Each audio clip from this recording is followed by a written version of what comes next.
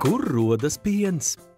Piens, ko ikdienā iegādājamies veikalā, smukās piena pakās, pie mums nonāk pateicoties govīm. Govis dzīvo fermās. Ir saimniecības, kur dzīvo tikai dažas govis, un ir tādas saimniecības, kur ir vairāki desmiti un pat simti govju. Lielajās fermās ir īpaši izdalītas vietas, kur uzturas grūsnās govis. Tās gaida teliņa piedzimšanu. Atsevišķa vieta teliņiem, sākumā pa vienam vai kopā ar viņu māsiņu vai brālīti, bet, kad izaug lielāki, kopā ar citiem vienaudžiem, lai mācītos draudzēties. Katrai govī un katram teliņam tiek nodrošināta tieši viņam atbilstoša barība.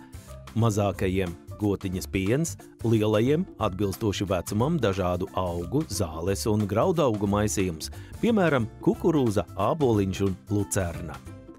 Kad govī piedzimst teliņš un piens tam vairs nav vajadzīgs, to izmanto piena produktu ražošanā mūsu vajadzībām. Mazās saimniecībās govis slauc ar rokām, bet lielajās ar speciālu iekārtu palīdzību.